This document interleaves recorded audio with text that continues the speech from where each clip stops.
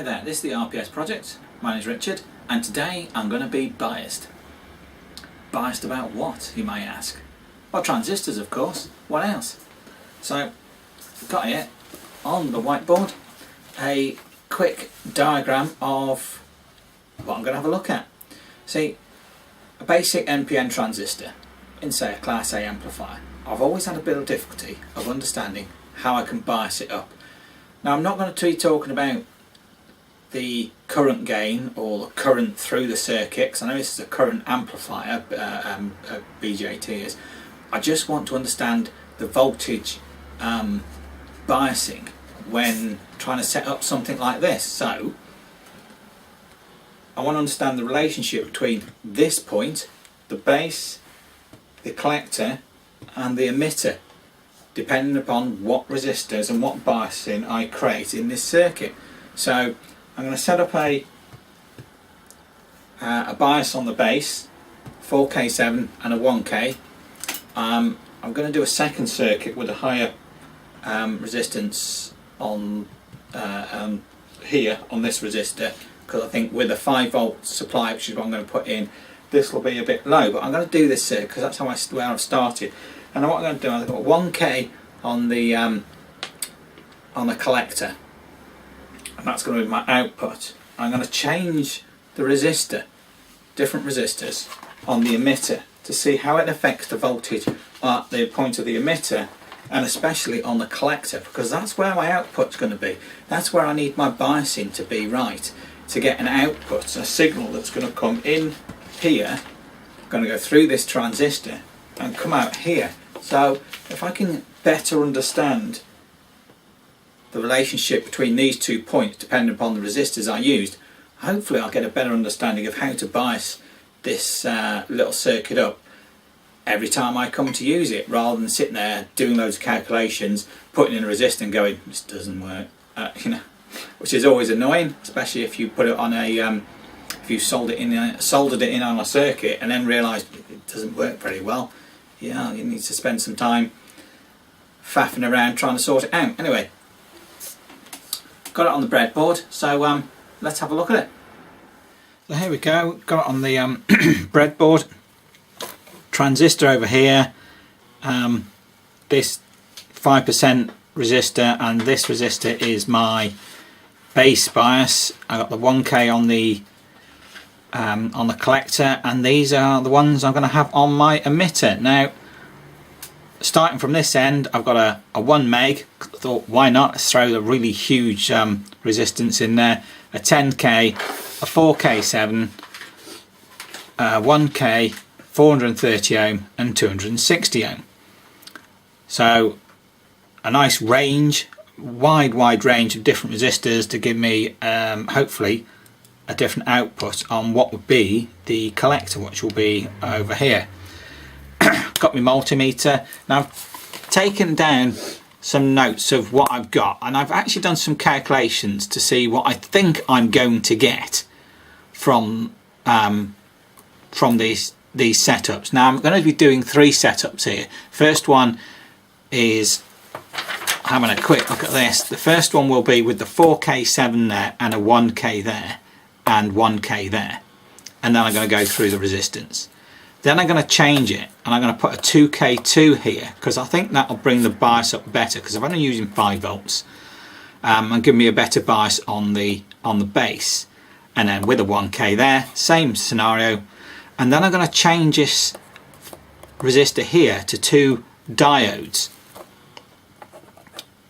basically like that, and badly drawn, but never mind, because effectively when this is biased, you've got about 1.4 volts there supposedly, because you've got 2 diode drops, and when it drops across the first one, that's equivalent to what that will be there. So this should always stay hopefully at the equivalent of that point. So that point, which should be 0.7 of a volt, and that point should stay relatively the same supposedly, but again we'll test it out. That will stay as 1K, and I'll check what the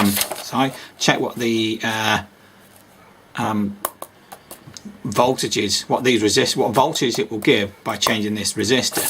And basically I've put it into 3 tables that I'm going to fill in as I go along, and see what is different to what I've calculated to what I actually get. Now I'm using some 1% resistors and some 5% resistors, so you know, it's going to be a little bit here and there, but hopefully it should be somewhere in the ballpark, and hopefully I'll have a better understanding by going through this process of how I should be biasing this. Now I'm not looking at the gain or the current going through this circuit, I am just looking at the voltages, and I can look at the gain and the current flow at a different point in time, and but hopefully once I understand how I'm biasing this, I'll have a better understanding when it comes to dealing with the gain that I require from this from a circuit like this. So let's get the power supply on, get me 5 volts, get me multimeter on. So like I say, starting with a bias of expected base voltage of 0.88. I've got the 1k on the collector, and I'm first of all going to go with my 1 meg. So starting up here with 1 meg, it's on, and I have 0.88 on the base. Brilliant. Now on the emitter I've got 0.45. 0.45 rather than the 0.18, and on the collector 5 volts.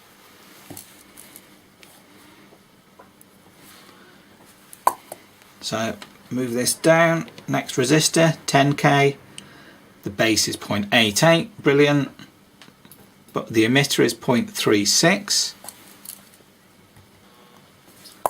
and the collector 4.99. It's just down a tiny bit. On to the next one, which is a 4K7, 0.88 on the base, 0.34 on the emitter, and the collector 4.95. So it's actually coming down. So obviously the smaller the resistance so far on as the emitter resistor, the smaller that is, the lower the voltage at the collector, which is what we want, because we want to bring it down to a midpoint. So okay, this is the 1k resistor, 0.88 on the base, 0.3 volts on the emitter, and the collector 4.72. Down the next one to 430 ohm, 0.88, 0.28 on the emitter, and the collector 4.36.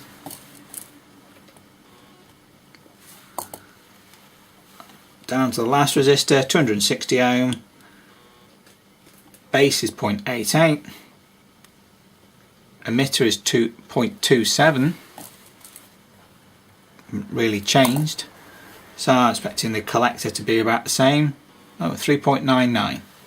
So I've had a slow drop, so the collector point, which would be my output on something like this, has slowly come down, but not by a lot. Like I said, I think the problem being is that my base voltage bias is a bit low. So I'm now going to change this 1k that I've got here for a 2k2, and that should hopefully, I calculated, give me a base voltage of about 1.6 volts. So take out that 1k and put in this 2k2 on, bias my base up a bit better. So turn that on, hopefully I've got 1.6 on the base.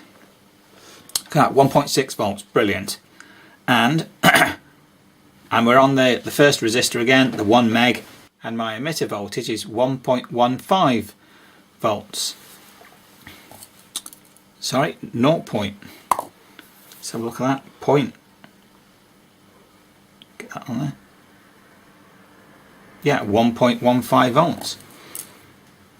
1.15 volts. So the emitter voltage is higher than I expected, but then that seems to have been the case so far with the previous setup. So let's move down quickly. No, I haven't done my collector voltage yet, have I?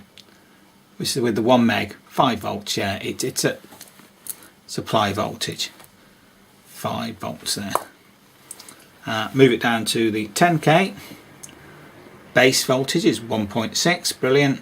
The emitter voltage 1.05 volts, 0.05, and the collector 4.92.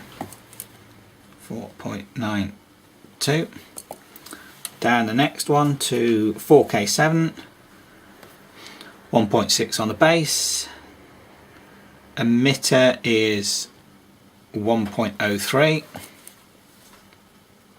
so it hasn't really changed, and the collector 4.81.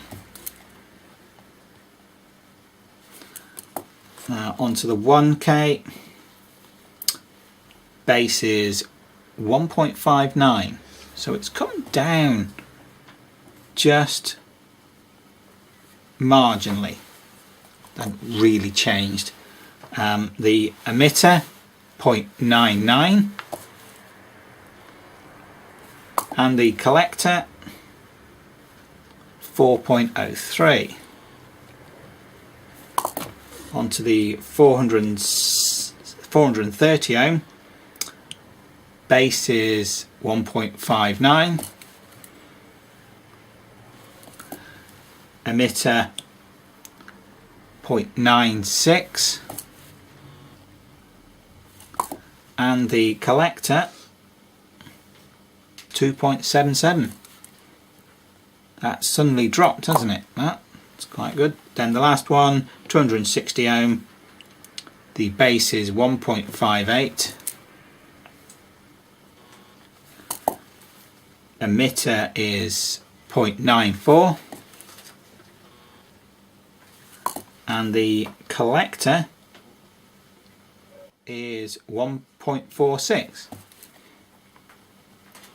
So actually the sweet spot on this for me, as far as I'm concerned, is the 430 ohm, because I'm getting 1.59, which is basically pretty much what I've calculated as far as the base voltage goes. My emitter is at 0.96, which is fairly well on for it, and the collector is at 2.77, which is almost in the middle of that 5 volts. So to me that's about right. That seems really nice in the midpoint, because when that signal comes in, that signal needs to have some headroom above and below that DC voltage to be able to get through the circuit. As I say, I don't know what the gain would be, but that's not what I'm looking at now. So next one is to actually change this 1k, instead of having a 2k2, sorry, this the second one in the biasing for the base, I'm going to put in 2 diodes, see how that affects this circuit.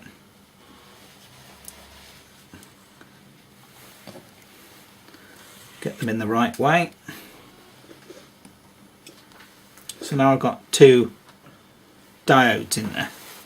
So back up to the 1 meg. Now according to my calculations I should have 1.4 volts on the base, because I've got 2 diodes voltage drops here. So yeah, 1.4. So let's have a look, starting with the base 1.33, not quite the 1.4 volts, and the emitter, which I say should be the same voltage as the point in between the 2 diodes, which is 0.73, is actually 0.89. So it's a little high, but then they've all been a little high, and the collector is 5 volts, because we've got 1 meg, so it's super high, and it's going to effectively I don't know, I suppose kill the circuit, because there's no current going to flow through 1 meg really, is it? It's going to be very small. Okay, 10k. The base is 1.33. And this may just be a kind of instance of these two diodes. It might be that's all that it takes for these two to turn on, and you know, it doesn't have to be exactly 0.7 of a volt, does it? You know, each diode is different.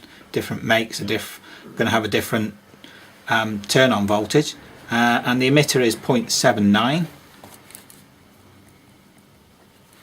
and the collector 4.95. Down to the 4K7, the base is 1.33, so it's not changing at all. So that's obviously its point of reference to, because that's what it needs for these two diodes to be turned on. The emitter is 0.77, and the collector 4.86. Down to the 1K, base is 1.33, so it's not changing. The emitter is 0.73, and the collector 4.29. Down onto the 430 ohm, base is 1.33.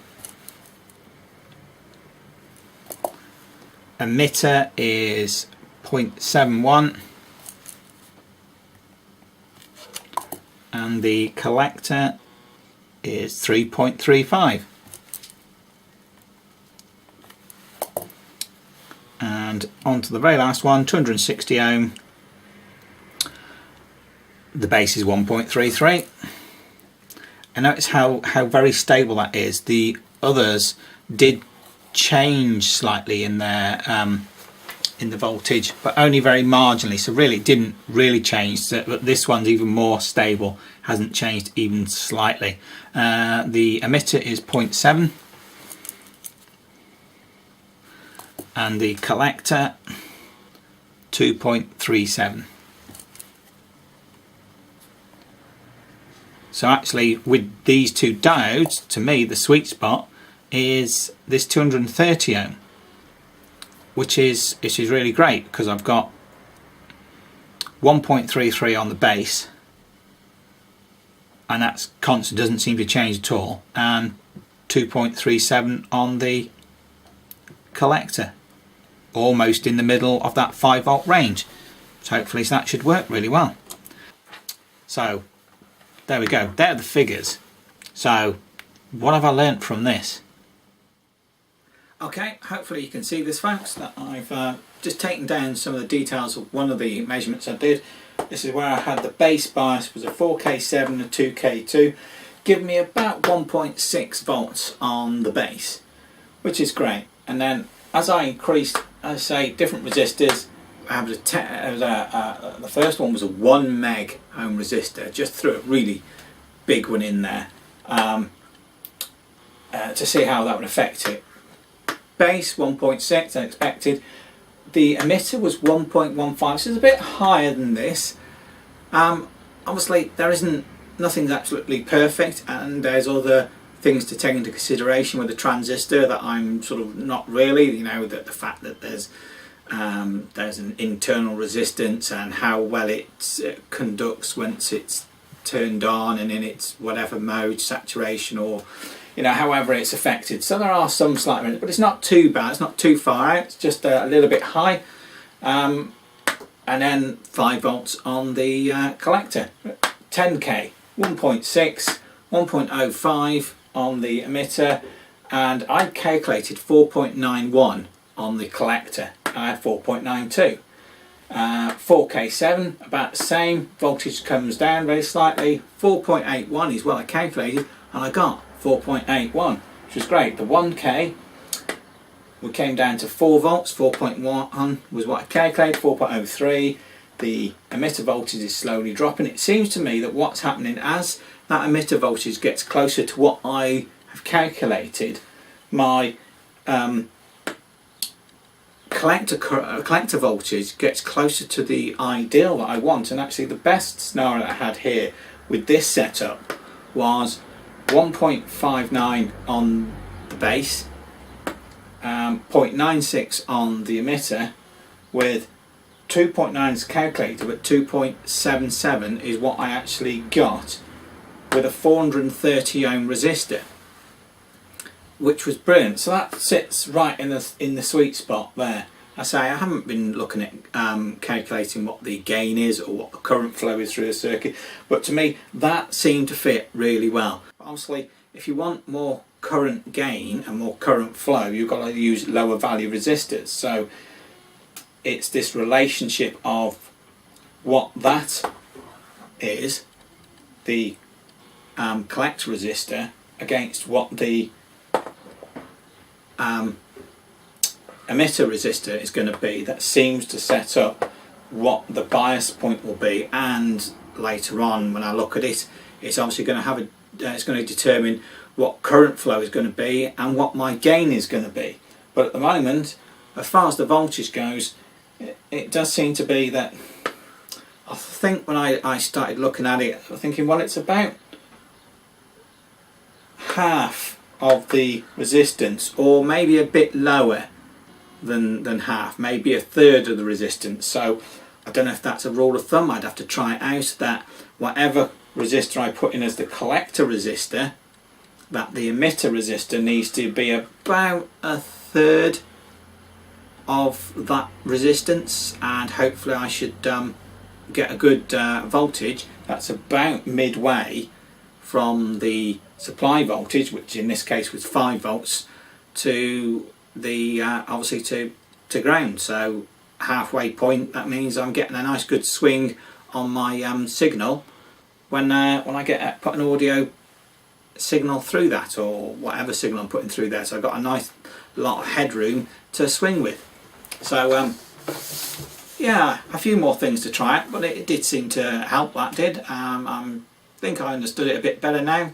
This biasing is definitely something that needs to be on top of, because if you don't get the biasing right, you don't get any amplification, or the amplifier makes lots of horrible noises and doesn't work very well. So there you go. Biasing, it's actually quite important. Anyway, if you like this video, give us a thumbs up, subscribe, and all comments are welcome. And by the way, don't forget to click that little bell icon, because then you'll know when I'm doing video, when I'm posting a video up. Anyway, catch you next time.